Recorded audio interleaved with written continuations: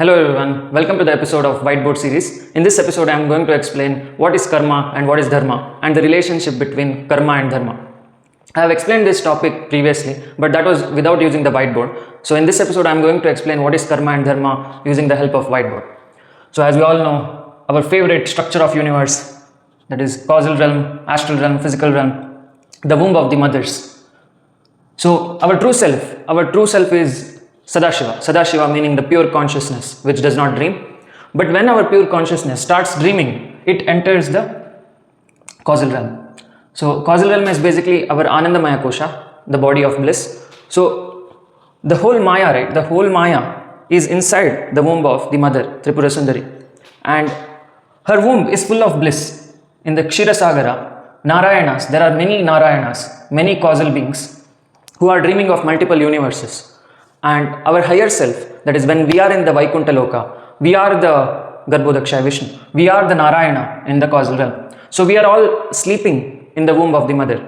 We are sleeping in the womb of Tripura Sundari and we are dreaming of entire universes. And once we create entire universe, then we enter our parallel lives.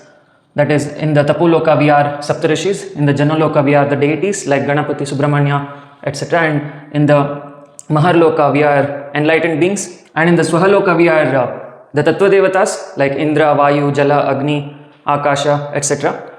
And in the Bhuvaloka we are astral beings like Vivekananda, Yogananda, etc.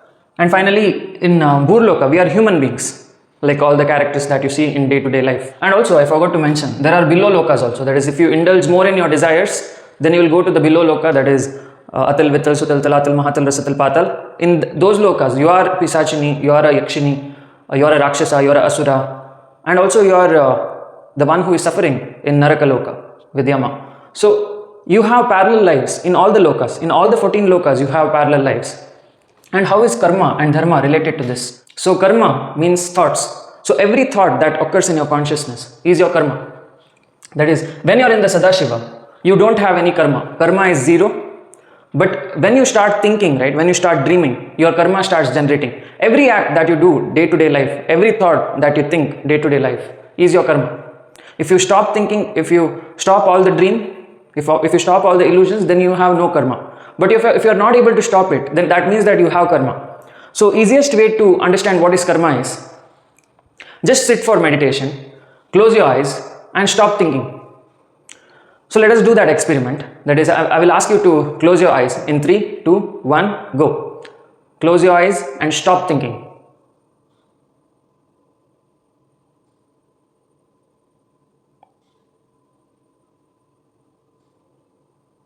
Okay, now you can open your eyes. So when I asked you to close your eyes and stop thinking, you still had some thoughts, right? Those thoughts are nothing but your karma. That is, because of those thoughts, you are existing in this universe. You are existing in this parallel life. So in the Bhurloka, let us say your name is Abhishek. So in Bhurloka, you are living the life of Abhishek, and Abhishek has certain thoughts. He has certain thought patterns. So if you match that is, if your consciousness matches the thought patterns of Abhishek, then you enter Abhishek. If you match the thought patterns of Aditya, then you enter Aditya. If you match the thought patterns of, let's say, John, Jason, then you enter those respective characters. So there are many characters in the whole Maya. That is, in Tapoloka there are Saptarishis, in Janaloka there are deities, Subramanya, Ganapati, in Maharloka there are enlightened beings, in Bhuvaloka there are astral beings, Vivekananda, Yogananda, and in Bhurloka there are several billion characters. So there are different characters in different realms, and you enter based on your karma. That is, if your thoughts match the character's thoughts, then you enter that character. So this is like a Leela. Leela meaning it's a game. It's a multiplayer game where you enter based on your desires. That is, when you are in the Sadashiva, you don't have any desires, you don't have any thoughts. But suddenly one thought pops up. That time what happens is you go into your own memory. That is, Sadashiva has already lived all these characters long time ago. That is, he has lived all these characters from birth to death. Everything he has lived long time ago. So basically the womb of Tripura Sundari is like the past life of Sadashiva. That is, he has evolved from the womb of Tripura Sundari and he has become Sadashiva. He has become the all-knower, everything, omnipotent, omnipresent. He has become that pure consciousness which is devoid of all the koshas. Koshas meaning bodies. But when he gets desire, he just enters the womb again. He just remembers. He doesn't enter literally. He just remembers entering the womb. So from here, he bends space-time and he starts remembering his old lives like Aditya, John, Jason, Abhishek, or Ramesh, Suresh, or whoever you are. Even the plants, animals, birds, insects, non-living things, Indra, Vayu, Jala, Agni, Yogananda, Vivekananda, all the characters, right? He just remembers these characters one by one based on his desires. Only because of his desires, only because of his thoughts, he is there in this world. That is we. And by he, I don't mean Sadashiva as a separate entity. Sadashiva is not separate. We are the Sadashiva. Currently, the Sadashiva inside you is watching this video because of some karma, because of some desire, because of some thoughts. The Sadashiva inside you is watching this video. But if I tell you that you don't belong to this character, your true self is this, then you will leave the character. But still you will not leave the character because of fear, because of desires, because of lot of thoughts that is going on. That is, every time I utter a word, your brain is thinking, and due to which you are creating karma. So basically, all the thoughts are our karma. So if you want to stop all the karma, then you have to stop all the thoughts. So you have to know how to stop thoughts. There are different ways, as mentioned in Bhagavad Gita. There are 18 yogas to stop the thought processes, to become Sadashiva again. So Krishna is a consciousness inside the Leela, which helps its own elements, the mind elements of Sadashiva, to go back to Sadashiva. That is, inside the Leela, there is a very powerful causal being called as Krishna. And what he does is, he enters the Burloka to give out a compiled version of the Vedas. So what he does is, he enters the Burloka and he explains to Arjuna the 18 ways of going back to his true form, going back to his true state, that is Sadashiva. If you broadly classify the 18 yogas, you can classify it into 4. That is, one is Karma Yoga. Karma Yoga meaning doing your duties without any expectation. That is, if you do your duties without expectation, then that means that your thoughts won't work. Let's say, now for example, now I'm explaining this video. So here, I'm just doing my work. I'm not expecting anything. That is, whatever happens, I don't care. Similarly, you should also be in that mindset where you are doing your job, maybe lawyer, doctor, engineer. So whatever, you're doing it, but without any expectation. So when that happens, then there is no thoughts, no desires. You're just playing the characters, and soon you will detach from the character. That is, there are little desires that are default in nature. So when you are doing it without expectation, slowly, as the time goes by, you will detach from the character and you'll go back to the true self, the thoughtless state. The other yoga is Bhakti Yoga, where you surrender completely to a divine entity. It can be your own wife, girlfriend, husband, lover. It can be your own mother, parents, dog, or it can be a deity who is in the astral and causal world. It can be your own guru. So there are different possibilities that you can surrender to, and it's fine. It doesn't matter whom you surrender. At the end of the day, you have to completely be selfless. That is, when you are selfless, there are no thoughts. That is, when you are working for someone, then there are no thoughts. You should work for that someone with complete love and no selfish desire. Like how Hanuman was a complete devotee of Ram. He didn't have any of his own thoughts, any of his own desires. He just listened to Ram. If Ram says, go bring Sanjeevani, he goes and brings Sanjeevani. If he says, fight the war, then he will fight the war. So if you do every action without questioning anything, if you just follow your divine form, which may be Krishna, Shiva, Kali, or your own mother, father, whoever it is, if you follow any person, any entity, without questioning, without having your own desires, without being selfish, then that means you are detaching from your own character. You are detaching from your own character's thoughts. That is, not listening to your own thoughts, instead listening to the orders given by your divine form. So next is Jnana Yoga. Jnana Yoga is basically this itself. So whatever you are doing right now, that is by watching the video, trying to gain knowledge, that is Jnana Yoga. So there are different ways you can gain Jnana. That is, one by reading Bhagavad Gita or Vedas, Upanishads, or watching spiritual videos. So all this belongs to Jnana Yoga, where you are absorbing knowledge, and finally compiling it such a way that you can go back to Sadashiva safely. So that is by increasing your knowledge. But knowledge also has a threshold. That is, beyond a certain point, you have to dump all the knowledge also. So you can't take knowledge to Sadashiva, because Sadashiva is complete void, complete shunya, where nothing exists. So in order to go to that state, you have to even dump all the knowledge that you got through Jnana Yoga. That is what Chinnamasta represents. That is, Mahavidya Chinnamasta. What happens is, she gains knowledge till the Vishuddha. That is, Mahavidyas are inside us. The Kundalini Shakti is inside us. So till here, we are gaining knowledge. That is of Matangi, Tara. We are gaining knowledge. But when it comes to Chinnamasta, we have to sacrifice all the knowledge. We have to cut off our own head and be selfless. So when you do that, you can reach Sadashiva.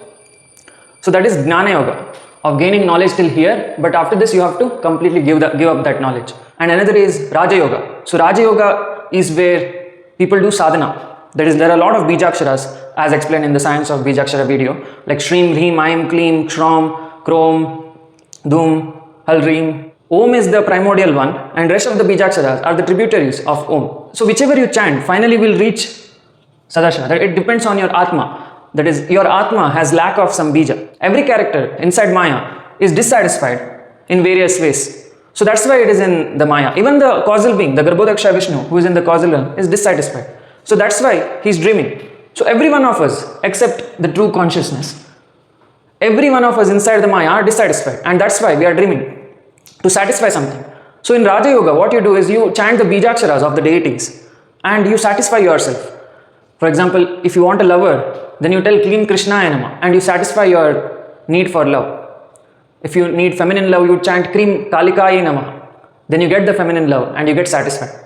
And if you are a foodie, then you chant Gam Ganapate Namah and you get satisfied. Shreem Mahalakshmi Namah. You become rich and satisfy your consciousness.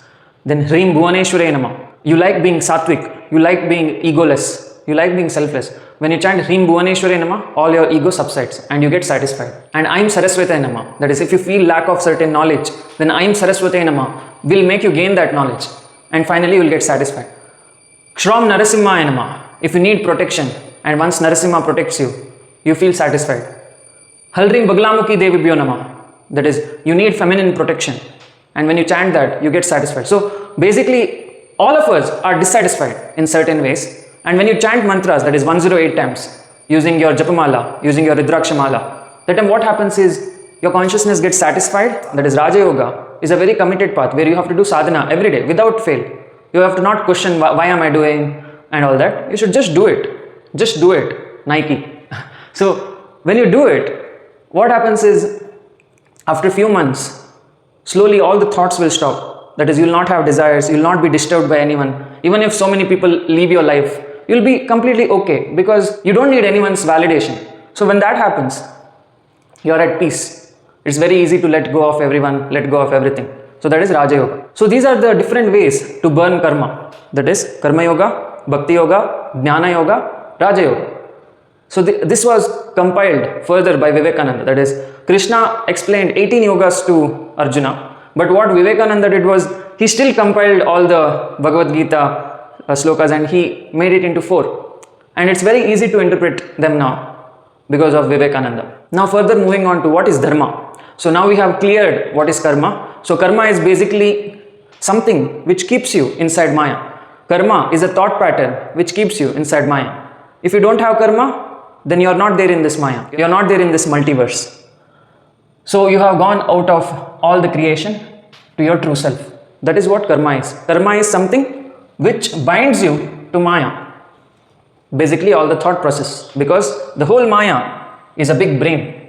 That is, in the causal realm, there lies your Anandamaya Kosha. In the astral realm, there lies your Vijnanamaya Kosha and Manomaya Kosha. In the physical realm, there lies your Annamaya Kosha and Pranamaya Kosha. So because of these thought patterns, you are stuck in the Maya. Now moving on to what is dharma. So dharma is a knowledge, is a path towards Sadashiva. So if you help anyone to achieve Sadashiva, then you are dharmic. If you make anyone far from Sadashiva, then you are adharmic.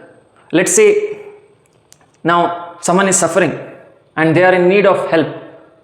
And what you do is, you go to them and ask them, why are you sad, why are you depressed? And he or she tells, he went through a breakup and he cannot live without her. That time, what you tell is, chant Kreem Mahakalikaye Namah and your feminine love, the need for feminine love will be satisfied. So when you tell that to that person, and if the person does it every day, that is Kreem Mahakalikaye Namah, Kreem Mahakalikaye Namah, and he feels satisfied. And after 1 month, he tells, thanks bro for all your help. If you didn't give me that mantra, then I would have gotten depressed and maybe committed suicide. So you helped him from the lowest point and you brought him up. You brought him towards the upper lokas. So whoever brings you towards the upper lokas is dharmic, is following dharma. Whoever is taking you away from the upper lokas, whoever is taking you away from your true self, that is Sadashiva, they are doing adharma. But you have to know that you have to never force dharma on others. Now let's say someone is enjoying strip club. Let's say a guy is going to strip club every day, he's enjoying drinking beer, watching girls dance and all that. And suddenly, you go to that strip club and tell him, bro, don't watch this stuff. It's very bad for your health. Chant Krim Mahakalikaya Namah. The thing is, he will not listen. That is, he will think that I'm a fool. So that's why he will not listen. And he will continue going to the strip club. So when in these scenarios, you have to not force dharma, because you have to let that person come to that conclusion. You have to not force your ideals on others. That is, you have to wait for that person to ask you what is the meaning of life. That is, once he goes to strip club every day, that is maybe for 1 year, 2 years, then he will start questioning. Everything doesn't make sense. That is, I'm enjoying watching girls every day. I'm throwing money on them. But still, I'm feeling some lack of love. So when he gets that question, when he thinks that entire reality doesn't make sense, why is he not getting satisfied? That is when you enter. That is when you tell him that, no, chant Krim Mahakalikaya Namah. Or that is when you give the knowledge of Jnana Yoga. Or tell him about Karma Yoga or Bhakti Yoga. So that is when you help him, only when he asks for help. If you force help, then that is adharma only. Let's say, if he listens to you half-heartedly, if he thinks, okay, I have to do Krim Mahakalikaya Namah, at the same time he feels, no, I have to go to strip club also. So that time what happens is, he will do both things and he will get stuck more in the duality. That is, he will not enjoy the strip club also, he will not enjoy sadhana also, because his mind is dual in nature. That is, you have created duality inside him. You have made him torture himself. That is, he is going in that loop of guilt and pleasure, guilt, pleasure, guilt, pleasure, guilt, pleasure. So when he is in the loop, then he'll get stuck in Burloka. So you will be responsible for making him stuck. So never guilt trip anyone. That is, let everyone enjoy. Let all the materialistic people enjoy whatever they want. Let a guy who is addicted to porn be addicted. Let a guy who is addicted to strip club, brothels, be addicted. Let them have fun however they want. But at the end of the day, they will only question. That is, after maybe 1, 2, 3, 4 years, they'll think nothing makes sense. Like, after having sex, where does the pleasure go? Like, I get pleasure, but how come it replenishes? Why it is never satisfied? So when he starts questioning, when he starts understanding that he is dissatisfied in the lower chakras, that is, he wants satisfaction in the upper chakras, that time he will go to spiritual path. So this way you can avoid duality from forming in their consciousness. So that is dharma. Dharma meaning a pathway towards your true self, and adharma meaning the opposite path from your true self. So whoever is helping you towards becoming your true self is dharmic, and whoever is taking you away from becoming your true self is adharmic. So in other words, whoever is creating more dualities, more thoughts in your consciousness, they are doing adharma, and whoever is reducing the thoughts, who is reducing your karma, is doing dharma. So I hope I have brought some light to your consciousness. Thanks for watching. We'll meet in the next video. Jai Mahakal.